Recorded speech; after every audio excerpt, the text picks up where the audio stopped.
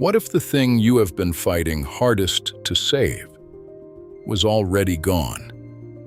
What if the energy you have been pouring into something broken was the very energy you needed to build something new?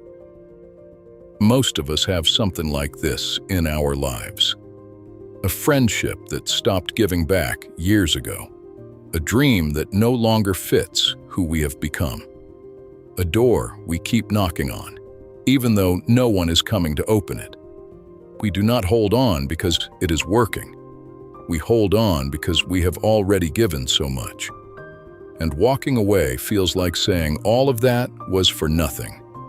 What if walking away was all for the best? Stay with me. This story about a young boy and a dead tree will teach you why you need to let go. Once upon a time, in a small farming village surrounded by dry fields, there lived a young boy. He lived with his grandfather, an old farmer who had worked the same land for 50 years. The farmland had many fruit trees. They lined the edges of the fields in long rows. Every season, they gave mangoes, figs, and plums that the whole village looked forward to. But at the far end of the farm, standing alone near the old stone wall, there was one tree that produced nothing. It had not given anything for 3 years. Its branches were dry and brittle. Its bark was pale and cracked. No leaves came in spring. No fruit came in summer. It simply stood there, still and bare, while other trees around it blossomed. The boy loved that tree when it was still producing fruit. He had climbed it as a small child. He had sat in its shade on hot afternoons, and he had carved his name into its bark with a small stone when he was 5 years old. So every morning, without being asked, he carried water from the well to that tree. He poured it at the roots. He weeds around its base. He spoke to it sometimes, quietly, the way children speak to things they love. He believed, with his whole heart, that one day it would come back alive. His grandfather watched this every morning without saying a word.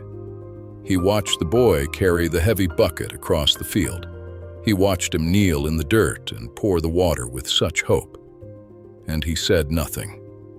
Weeks passed, then months. The tree did not change. No buds appeared. No new bark grew over the cracks. The branches stayed dry and still, even on windy days when other trees moved and rustled with life. The boy began to wake up earlier. He carried 2 buckets instead of 1. He asked his grandfather if there was something else he could do. Better soil, different water, something. His grandfather looked at him gently. "You are working very hard," he said. "I know it can come back," the boy said. "I just have to try harder." His grandfather nodded slowly, but his eyes held something the boy did not yet understand. One morning, the boy arrived at the tree and found out a branch had fallen in the night. One of the main branches, thick and heavy, had broken off. The boy knelt beside it. He picked it up. It was completely hollow inside, dry as dust, no moisture, no life. He sat there for a long time, holding the branch. His grandfather came and stood beside him. Neither of them spoke for a while. Then the boy looked up. His eyes were wet. "Why didn't you tell me?" he asked. "Why did you let me keep watering it all this time?" "Because you needed to see it for yourself," his grandfather said quietly. "If I had told you, you would not have believed me. You would have thought I was given up too soon. You would have wondered, what if I had just tried a little longer?" The boy looked at the hollow branch in his hands. "Some things," his grandfather continued, "leave slowly, not all at once. The tree did not die in a single day. It left a little at a time, over many seasons, and sometimes we do not notice because we are too busy hoping. The boy was quiet. "But I wasted all that water," he said finally. "All those mornings." His grandfather shook his head. "You did not waste them. You learned something that cannot be taught with words. You learned what it feels like to give everything to something that cannot receive it anymore. That feeling, remember it. It will help you one day." The boy did not go back to the tree the next morning. He stood at the edge of the field for a long time, looking at it.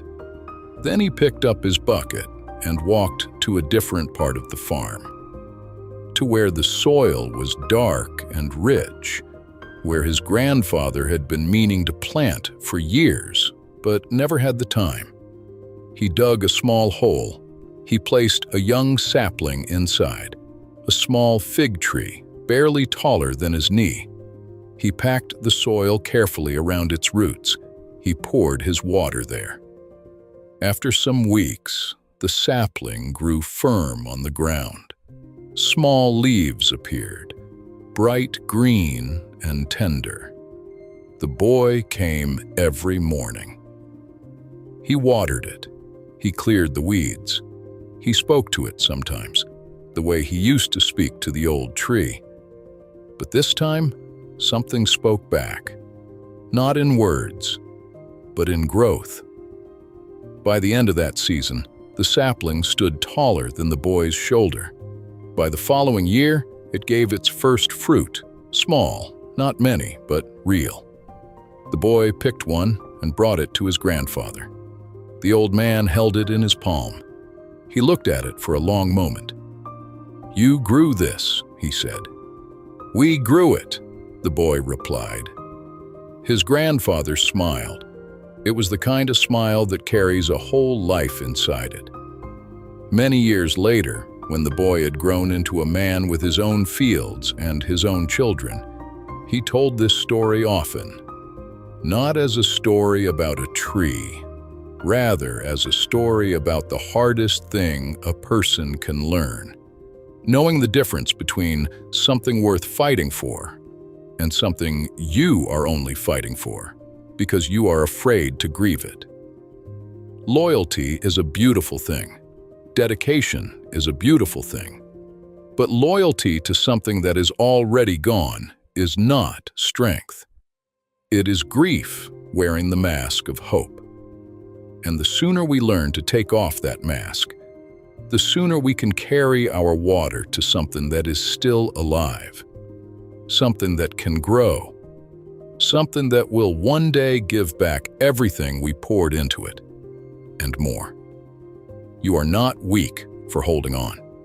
You held on because you loved it, because it once meant something real. But love should also know when to jump down from a dead horse and finally say, "This one is done." That is not giving up. It is making the necessary hard decisions. Pick up your bucket. Find the living thing. Pour your water there and watch it grow. If this story reached something inside you today, share it with someone who might be carrying a heavy bucket to the wrong place. Subscribe for more stories like this. Thank you for listening.